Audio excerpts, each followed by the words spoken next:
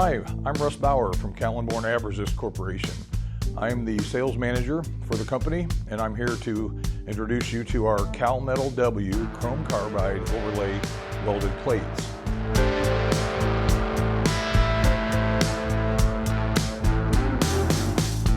These plates are very abrasion resistant. They can be modeled into several different configurations, from elbows to flumes to cyclones. The chrome carbide overlay is a welded process, and it can be welded in plates up to 6 feet by 12 feet. The Kalmetall W welded overlay plates can use carbon steel base or stainless steel base.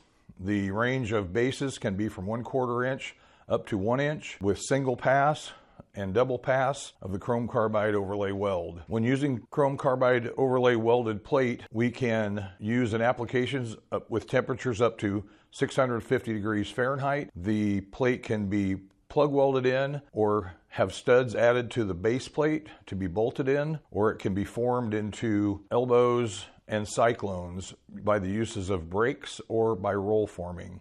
We stock many sizes of this plate in our facility in Urbana, Indiana, and have the capability of forming and or cutting the plate to match your configuration.